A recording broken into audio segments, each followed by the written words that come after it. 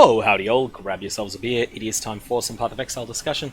Today I want to talk about small cluster jewels, what they are, why you should use them, and how you might want to roll them. But mostly with a focus on how to roll them. Now the first thing I want to say about small cluster jewels is that they are the easiest of the new types of jewels to get 80% of the way to their maximum potential. In fact, you can get 80% of the power of a perfect cluster jewel just by using alteration orbs and just getting a single mod on it. However, they are the hardest of all of the new types of jewels to get 100% perfect. Now, what small cluster jewels do is they add a small additional cluster to the outside of your passive tree. They can only be placed in either the outer 6 jewel sockets on the passive tree, the ones that are right on the outside, they're 3-point jewels, or alternately they can be attached to a cluster of other cluster jewels. So they can go into a jewel socket on a medium cluster jewel or a large cluster jewel, which again would be in those outer jewel sockets. They'll then add a new cluster of nodes onto your passive tree, and these can be very, very, very, very good. So, any cluster jewel that you get will have a couple of things about it that makes it it. These can't be changed. There'll be 2 lines in light blue that you'll see, and I'm just looking at this Dragon Curio that another player's got up for trade. This is a really good cluster jewel, actually. This is at the very much the high end of the power spectrum. You see that it's got 1 line, adds 3 passive skills. There are 2 possibilities here, 2 or 3. For some crafting setups, you will want to be adding 2 passives. For others, you'll want to be adding 3. This cannot be changed once the jewel drops. So if it drops with 2, it's always going to have 2. If it drops with 3, it's always going to have 3. Then the second line, there are 12 possibilities. Added small passive skills grant, and then there's 12 different options that they can be. So 6% energy shield, 4% life, 15% fire resist, 15% increased evasion rating, 12% chaos resistance, 1% chance to block spell damage. All of these are examples of the 12 different enchants that you can get. So coupling these 2 things together, effectively there are 24 different items that all have the name small cluster jewel, and you can't turn one of them into another. So that's your starting point for what these jewels, for identifying these jewels. Don't just go by the name of the item that it's a small cluster jewel. It also matters what these other 2 lines are here, because you can never change that by any means. Now, there's a big online resource, 2 of them, that basically have all of the details of these things data mined out of the game files. You can play around with both formats. I find that the Google Spreadsheet that I'm about to jump to, warning, this will be very bright. This is a spreadsheet that someone has put out that lists all of the different cluster jewel notables for large, for medium, and for small cluster jewels. This is an incredible resource, and I will put a link to it in the description of the video. Definitely have a look at this. This is the easiest thing to go through and just say, oh, what notables look awesome? And you know, it was how I found, for instance, that in the armor cluster jewels, which I would never have thought to look in, because you know, armor's not one of the more powerful stats in the game. 15% increased armor is miles weaker than, say, getting 12% chaos resistance, but it has some really good mods that it can add on. 5% increased physical damage reduction and more in Dragon Hunter, or there is Enduring Composure, which grants you an endurance charge every second if you've been hit recently, which is just insane. It's one of the things that pushes you to considering going a Scion Juggernaut, or even to go into the full Juggernaut Ascendancy. So lots of power in that node.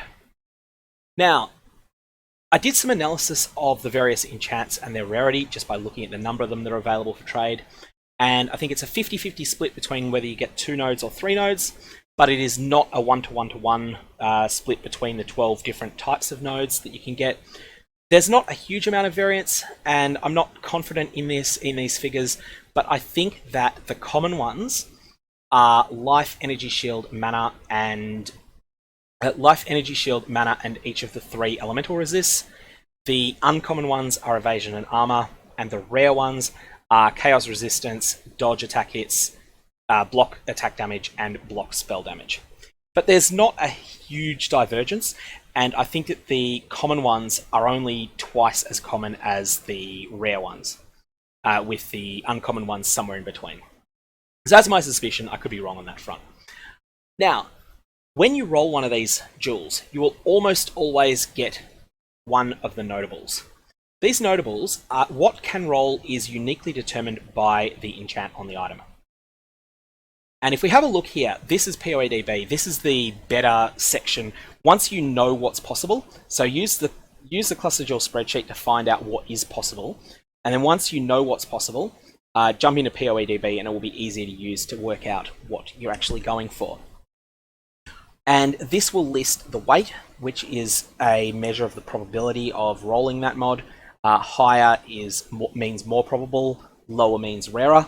So here you can see Wheel Shaper is 196, energy from naught is 784, which is 4 times higher than Wheel Shaper, and therefore you're 4 times as likely to roll energy from naught as you are to roll Wheel Shaper on one of these jewels. You will never get more than one of these notable nodes. No matter what happens, if you get one of them, it then precludes you from rolling all of the others. However, you will almost always get one of them when you're rolling. That's because the weightings on these add up to 10,000, whereas the weightings on everything else you can roll only adds up to like a few thousand between them. So you'll almost always get at least one of these notable nodes, and that's good because that's the reason you're using them. Now, there are 4 key item level thresholds for these jewels. No matter what item level your jewel is, it will always have access to all of the notable nodes.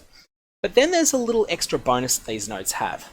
And I want to showcase an example here, and that is this notable small cluster jewel of the Wrestler. You'll see here it adds 2 passive skills. Added small passive skills grant 15% armor. 1 added passive skill is Second Skin, so if we have a look what Second Skin is, it is 3% chance to block attack damage and spell damage, and 30% increased armor. And then on top of that, added small passive skills also grant +4 to strength. So this means that there's 2 passive skills being added. One of them will be small, one of them will be a notable called Second Skin. This small passive will have 15% increased armor and +4 to strength. This in its own isn't very strong, but you can stack up a bunch of these. Because these jewels can roll up to 4 mods, you can get some very, very, very potent combinations when everything falls together well. So, item levels at 68, at 73, at 78, and at 84, these jewels become better than they otherwise would be. So when they become better, that means that there is a higher tier of each of these mods available. You can still get the bad ones, you can still get the lower numbers, but higher tiers become available and they start doing more. So for instance, an item level 68 small cluster jewel that rolls plus strength can only roll +3 or +4 in this slot. If it was a 73, it would gain the ability to roll +5. If it was a 78, it would gain the ability to roll +6. And if it were an 84, it would gain the ability to roll a higher tier again, which I think is 7 to 8, but I'd have to check that. So that's your starting point as to what the item levels are. The higher the item level, the better, and hitting 84 is the highest that they need to go to get the absolute maximum potential. So now, with that in mind, there are 3 possible ways that you can craft these jewels. I want to start with the very niche and probably very bad one, and that is to try to craft a jewel that has no notable, that has just 4 of these effects that juice up the rest of the node. So juice up the rest of the item. So let's say that you had a small cluster jewel that had the 15 to fire resistance modifier here. So you socket that jewel, and then you've got 3 nodes on the tree that add +15 to fire resistance. What you could then try to do is roll Stout to get 16 life on each of these. You could try to roll Powerful to get 35% increased effect. So that would mean that your 15% baseline fire resist would go up to 20, and your life rolls of 16 would go up to 21.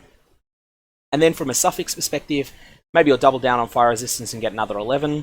And no, actually, let's not do that. Let's go with 6% all res. which would then become 8 because of the powerful mod, and 8% chaos resistance, which then becomes 10 because of the powerful mod. So this is a pretty powerful little jewel, in theory.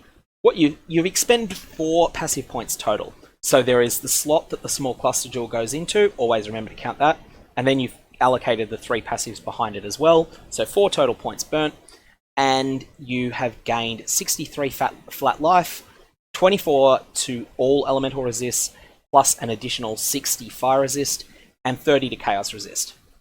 And this is certainly nothing to sneeze at all, but I feel that you could probably do better spending those points elsewhere. So put an Abyss jewel or a traditional jewel in the slot that you had the small cluster jewel in, and then go and spend 3 points somewhere else on your passive tree, perhaps taking another jewel slot if one's available. And I think it's important to say that because the notables are so common, because the weightings always add up to 10,000, which is a big number, whereas you're trying to roll 100 for powerful and 25 for stout.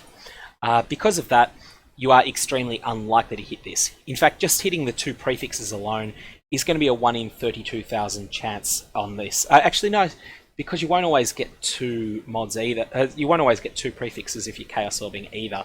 So I think it's more like a 1 in 50,000 chance of just getting the 2 prefixes, and then you've got to get the perfect suffixes as well. So with all that said, don't do this 3 small nodes approach. It's not that you don't get anything out of it, it's just that I feel you can do better on the normal passive tree. So your second option is to go for 1 perfect notable and only having 2 nodes on your jewel, and the other node is sort of a bit of a whatever node. So here what you want to do is try and find the best possible notable for your build and use alteration orbs to roll for it. I want to point out a couple of excellent ones. First, I think I've already mentioned the Armour one that gives the endurance charges. So that was enduring composure. So what you're looking at here is to roll a jewel that has, as its prefix, allocates enduring composure, and as its enchant has 2 small passive skills that each grant, where small passives grant 15% increased armor. So you will then have the jewel socket itself, which is going to give your character nothing directly.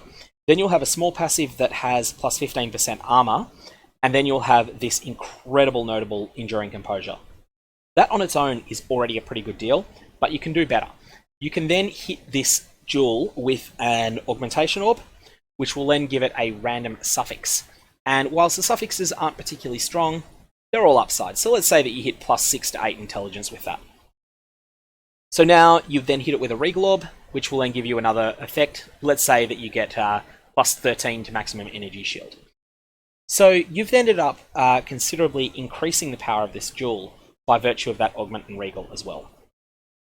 In terms of some nodes that I think are worth chasing this strategy for, these would be under a mana enchant. If you had a mana enchanted two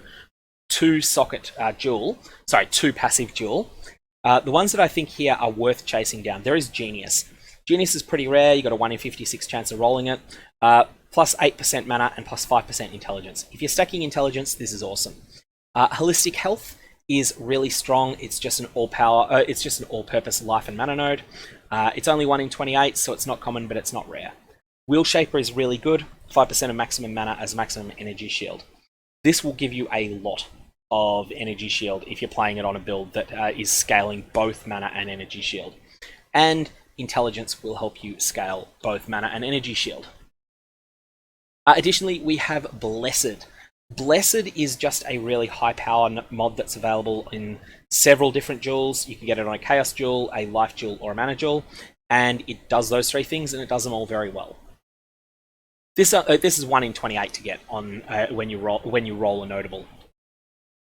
Next up, you have Life, and Life has a very clear winner, a very clear best of the lot, and that is Fettle. Fettle is one of the most powerful nodes available. 20 to life, 10% increased maximum life. This is just incredibly powerful. It does everything that a life build wants, and it's 1 in 72 to roll it. So that's going to take an appreciable amount of alteration orbs but you'll get it. Let's say if you've got 200, you can be pretty certain that you will get it before you run out of alteration orbs. As well as Fettle, there is Blessed again. Blessed is just as good for a life character as it is for a character that's stacking lots of mana. Chaos Resistance is really powerful in Delirium content, as well as just in pretty much everything that's been added to the game in the last maybe 15 months. Blessed is really good on. Then there's Wall of Muscle, which is only for the strength stacking characters. You know who you are, and you know why you need this, and it's 1 in 72 to hit. There's also a bunch of just okay mods in here that I don't think are quite as good, but that will certainly work. If you're really low on alteration orbs, you can certainly just take Peak Vigor and use it. It's going to be good. It's going to be a node you're happy to allocate on your passive tree until you can afford to do better. If you have an Energy Shield enchant, this has Will Shaper again. Will Shaper was really good before, and it's better on an Energy Shield stacking character. Energy from Naught is good as well, just a flat 100 Energy Shield. Will Shaper is probably going to be better on most characters, but they're both good. If you have a Chaos Resistance enchant, you have lots going for you as well. Born of Chaos is very niche, but +3 to maximum Chaos Resistance is incredible if you're playing a Divine Flesh character. Divine Flesh is a powerful defensive layer that is available through the Val version of the various Timeless Jewels. It's something that people tend to redesign their entire character around, and you can then get your character up to 88% Chaos Resistance between Born of Chaos and Divine Flesh. You can get them to 89% with a Corrupted Amulet, and then you're very, very, very close to 90%. 89% is high enough, I think, for most people. You'll then be not immune to Chaos Resistance, but it will be a very powerful defensive layer for your character. And then you can start converting physical damage that you suffer into chaos damage via the use of Hunter-influenced items. So that's a really powerful option, although it's one that's very much not for every build. Don't use this unless you know that your build needs it. Blessed. I've said Blessed is a good node. It was a good life node. It was a good mana node. It's a good chaos resistance node. And it's also more common here. It's only 1 in 14. And lastly, you have Anti-Venom. Anti-Venom's only 1 in 7, so you get this a lot. 17% chaos resistance and unaffected by poison. You can still abuse the fact that you're being poisoned for some things, such as using the Golden Rule and Herald of Agony, but you don't then suffer damage from the poisons, but they will still stack up on you when that matters. And usually, if you're building around that mechanic, then you'll be very happy to have poisons reflected on you and to not take damage from them. But if you're not, it doesn't matter. You're still just immune to all the random poison that monsters inflict on you. That will really help you against not Drox the Warlord, Elhesman the Hunter. Really help you there. Last and not least, this one really flew under the radar for me for a long time, and that was Aerialist. So I wasn't that interested in dodging attack hits because it just feels like it's less powerful than a lot of these other mods. However, Aerialist just does so much. It gives you 3 points of attack dodge, 3 points of spell dodge, and 5% increased dexterity. 5% increased dexterity. If you're playing the right sort of build, and this is generally a Raider build that is based around a dexterity adds additional cold damage bow, this is both offensively and defensively an absolute powerhouse node. This is so strong that you'll just go absolutely nuts to get it into your build any way you can. It's not that rare, it's 1 in 34 to roll it, and this is just a phenomenal node for certain builds. So the crafting method here is really simple. It's just to source, through trading with other players, source the right 2-node cluster jewel. Any rarity, but it must have the right enchant and it must not be corrupted. If it's rare, scour it, then transmute it. Otherwise, just alteration spam it until you get exactly the right notable. And then once you've got that, augment it and regal it and take anything. And you've got a very serviceable jewel at this point. Later on, if you get your hands on a Leo in Research bench in Betrayal, you can then go and take your jewel to him, and he'll be happy to give it the benefit of an Exalted Orb. You won't actually get the Exalted Orb, but Leo's crafting bench will add a 4th mod onto it, which will be all upside, although it will probably be a pretty weak little bonus. So that's how you craft your mediocre small cluster jewels cheap. Do keep in mind that so far that has been talking about a trade league situation. If you're in solo self-found, you are limited by what enchants you can get to drop for you.